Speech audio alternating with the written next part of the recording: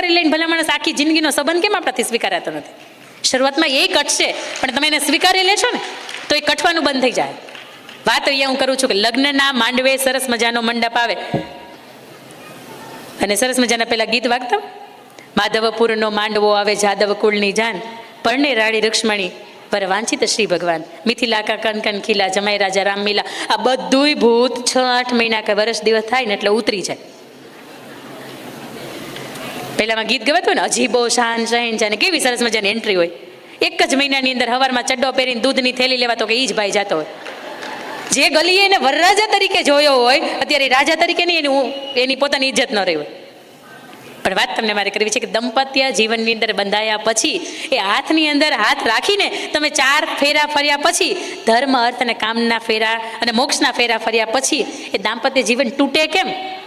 આખાય ભારતને ભેગા કરો, આખાય ભારતના રાજ્યો ભેગા કરો, એમાં ગુજરાત 6ઠ્ઠા નંબર ઉપર આવે છે કે જેમાં દાંપત્ય જીવન સૌથી વધારે તૂટે છે. અને ગુજરાતની અંદર 10માંથી 2 દાંપત્ય જીવન તૂટે છે. પણ છતાંય મને એમ થાય કે જ્યારે લગ્નના ફેરા ફરતા હોય ને ત્યારે હાથમાં હાથ રાખીને ફરતા હોય ને ત્યારે તમને એવો વિચાર આવે કે કેમ થાય આપણે બીજા બધાને તૂટે છે તો આપણે રહે કે તૂટી જાય? ત્યારે તો હોશ હોય, ત્યારે એક આનંદ હોય, ત્યારે એક નવા પાત્રની સાથે નવું હોય ને હવને ગમે. પણ મેં તમને કીધું એમ કે 6-8 મહિના વર્ષ દિવસ થાય ને એટલે એક ભૂત ઉતરી જાય. પણ ત્યારે શું કરવું? ત્યારે મહત્વની 5 વાત કે આ 5 વાતને જો તમારા જીવનની અંદર તમારા સાથીદારની સાથે, તમારા અર્ધાંગનાની સાથે આ તમે એક્સેપ્ટ કરો એટલે દુનિયાનું કોઈ પણ દાંપત્ય જીવન હોય એ તૂટતા બચી જાય. અને સરસ મજાની મને તમારા અહીંયાના લેખક રજનીભાઈ પટેલ, એની 2 પુસ્તક છે, દાંપત્યનો દસ્તાવેજ છે ને સંબંધોની સુવાસ છે. કદાચ જો તમને એ મોકો મળે ને તો એ વાંચજો. એની અંદર પણ લખ્યું છે કે દાંપત્ય જીવનને ટકાવી રાખવા માટે, સાસુ વહુના સંબંધને ટકાવી રાખવા માટે શું કરવું જોઈએ. પણ વાત મારે અહીંયા 5 કરવી છે મૂળ, કે એક પાત્ર નક્કી કરી નાખે કે મારે શું કરવાનું છે ને તો બીજા પાત્રની ક્યારેય છૂટું થાય નહીં. વાત નંબર 1 છે, એ જેવું છે એવું એ મારું પાત્ર છે. એને બોલતા નથી આવડતું, એને ચાલતા નથી આવડતું, એને ખાતા નથી આવડતું, પીઝો કેમ ખવાય એને નથી ખબર પડતી, એને સેન્ડવિચ કેવી રીતે ખવાય એને નથી ખબર પડતી, પણ છતાંય એ જેવું છે ને એવું મારું છે. ને તમે ઓલી કુરકુરિયાની એડવર્ટાઈઝમાં ભણી ગયા ને, ટેડા હે પર મેરા હે, એ કુરકુરિયું. પણ આ પાત્ર એવું છે કે જેવું છે મારા પરિવારની મરજીથી, મારી મરજીથી, 4 ફેરાની અગ્નિની સાક્ષીએ, ગણપતિ દાદાની સાક્ષી મેં જેને સ્વીકારી લીધું છે ને હવે જેવું છે ને એવું મારું છે. હું એને સમજીશ, હું એને સુધારીશ અને નહીં તો હું એને સ્વીકારી લઈશ. પણ એ જેવું છે એવું મારું પાત્ર છે. મજા આવે અહીંયા. બીજી વાત કે મારું પાત્ર છે ને એને મારે તન, મન અને ધનથી સુખી કરવાની જવાબદારી મારી પોતાની છે. દુનિયા નહીં આવે એના માટે. તનથી જ સુખી રાખવાની છે મારે એને મનથી સુખી રાખવાની છે, મારે મેન્ટલી એને ટોર્ચર નથી કરવાની, અને એને મારે ધનથી સુખી રાખવાની છે કે કરિયાણું ઘટવા નથી દેવાનું. અને આજ સુધીમાં તમે એ પ્રશ્નો જોયા છે કે જ્યારે ઘરની અંદર આર્થિક કટોકટી હોય છે ત્યારે દીકરી કે સ્ત્રી કોઈ પણ માર્ગે વળી જતી હોય છે. આવા સમાજની વચ્ચે મેં ઘણા કિસ્સા જોયા છે. આની ઉપર મારે ભાર નથી મૂકવો, પણ એક વ્યક્તિ તરીકે તમે નક્કી કરી નાખો કે મારે તન, મન અને ધનથી સુખી રાખવાની જવાબદારી મારી છે. સમાજ એને સુખી કરવા નહીં આવે, મારું કુટુંબ એને સુખી કરવા નહીં આવે, પણ આ જવાબદારી મારી પોતાની છે. અને આ જવાબદારી તમે સ્વીકારો એટલે એ પાત્ર તમારાથી દૂર જાય જ નહીં. વાત નંબર 3 કે મારા પાત્રની સાથે હંમેશા મારે નીતિમત્તા અને વફાદારીની સાથે રહેવાનું છે. મારા પાત્રને મારો ફોન ચેક કરવાનું મન શું થાય ભલા તમે હોય જ એવા તો 15 વખત ફોન ચેક કરીને તમારે કાંઈ ન મળે ને એને અંદરથી એમ થાય કે આ તો ખોટો રાતે ઉઠીને 2 વાગે ચેક કરીએ છીએ આપણે. નીતિમત્તા ક્યારેય મારે નથી છોડવાની. મારી વફાદારી છે ને એને મારે આજીવન નિભાવવાની છે. છેલ્લો શ્વાસ હોય ને તો હૃદયની અંદર એકનું જ નામ, એનાથી વિશેષ કાંઈ નહીં. આવું જ્યારે તમારું જીવન હોય ને ત્યારે પણ એ પાત્રને તમને છોડીને જવાનું મન ન થાય. વાત નંબર 4 કે મારા પાત્રનું સ્વાભિમાન છે ને એ હું ક્યારેય ઝૂકવા નહીં દઉં. ઘણી વખત વાત આવે કે એક પુરુષ તરીકે કે સાસુ અને પોતાના મમ્મી અને પોતાના પત્ની આ બેની વચ્ચે સેન્ડવિચ જેવો થઈ જાય. પણ ત્યારે પણ એમાંથી સાચું કોણ છે ને ખોટું કોણ છે ને આ નિષ્પક્ષ પ્રત્યે કહેજો.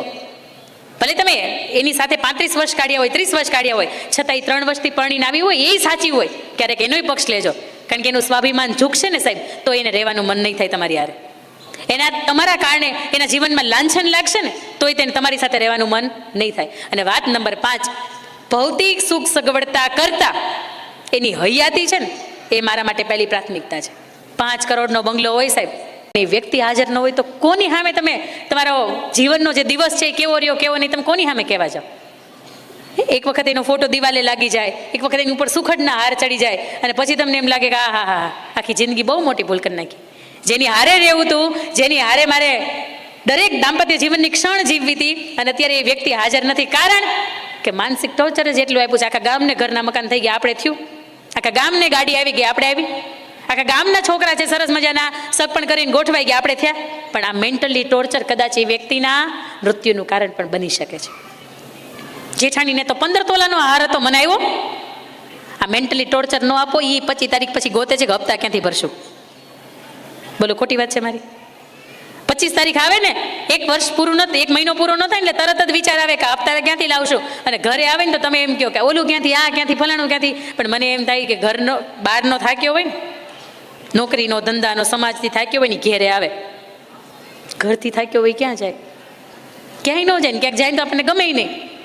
પછી તમે એમ કહો મારે તમારા ભાઈને તમે ખાલી વાતો જ કરો, એ પાનના પિચકારી નકરા બેઠા બેઠા પિચકાર જ માર્યા કરે, પાનના ગલ્લે બેઠા બેઠા. રાતના 12 વાગ્યા સુધી ઘરે ના આવે, પણ હુકામે ના આવે સાંભળવા હાટુથી. એને દિવસની હાઈ હોય ને હૈયાપીઠ તો કેટલી હોય, પણ સાંજે આવે ને હાશકારા માટે આવે છે. એ હાઈ હોય માટે આવતો નથી. એટલે પુરુષ જ્યારે પણ ઘરે આવે ને ત્યારે એ પણ વાતની પ્રતીતિ રાખજો કે કદાચ તમે ઈચ્છતા હોય ને કે હું જીવનની મોટી સેવા કરે તો શું કરવાની ખબર છે? એ જ્યારે સાંજે 7-8 વાગે એટલું ટિફિનનું ડબલું ફેરવતો એ સાંજે જ્યારે ઘરે આવે ને, થાકીને જ્યારે હાથ પગ ધોઈને બેસે ને ત્યારે એક સરસ મજાનો પાણીનો ગ્લાસ ભરીને દેવાનો. આ સ્ત્રીના જીવનની ઉત્તમમાં ઉત્તમ કોઈ સેવા હોય ને તો આ સેવા છે.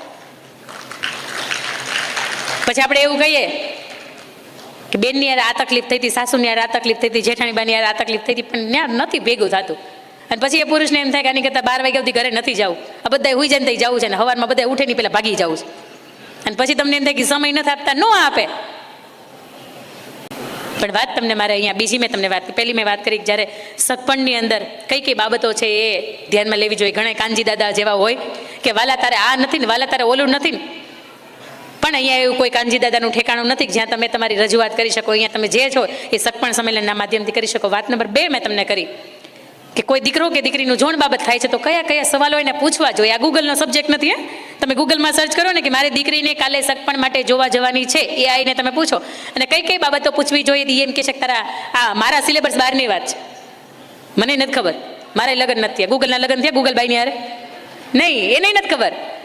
પણ આપણા અંગત સવાલો એવા છે કે જેને તમે જિંદગીભર જીવી શકો એ વાત. અને વાત નંબર અહીંયા મારે તમને 3 કરવી છે. ત્યારે તમે સાંભળ્યું હશે કે કોઈ કુંવારા જુદા થયા. મેં તમને શરૂઆતમાં વાત કરી, કુંવારા જુદા ન થાય, એ તો ઓકણા પોખણા થાય, કેટલી નજર ઉતારાય, એક પાત્ર ઘરની અંદર આવે અને એ પાત્રની આપણી વિચાર શ્રેણી ભેગી ન થાય એટલે એ જુદાપણું થાય. મેં તમને કીધું હોય કે લગભગ દીકરામાં ઓછો વાંક હોય, જોકે દીકરીમાં ઓછો જ વાંક હોય. મને એમ ન થાય કે હું બેયનું પેલું કરું, પણ વાત તમને મારે અહીંયા કરવી છે કે 5 સ્વરૂપ દીકરીઓના એવા હોય કે એના જીવનમાંથી બેસ્ટ રીતે પસાર થઈ હોય ને પછી આખા સમાજ માટે ઉદાહરણ રૂપ બનતી હોય કે પહેલું એનું સ્વરૂપ એટલે દીકરી, દીકરી સ્વરૂપે જન્મ લે છે. એનું બીજું સ્વરૂપ એટલે બેન, એનું ત્રીજું સ્વરૂપ એટલે પત્ની, એનું ચોથું સ્વરૂપ એટલે વહુવારું અને એનું 5મું સ્વરૂપ એટલે માં. અને આ 5માં એ શ્રેષ્ઠ સાબિત થઈ હોય ને સાહેબ, તો એ સમાજની વચ્ચે દાખલો દેવાતો હોય કે દીકરી હોય ને તો આના જેવી, વહુવારું હોય ને તો આના જેવી. એ પત્ની કદાચ શ્રેષ્ઠ ન હોય પણ વહુવારું ઘરની અંદર સર્વ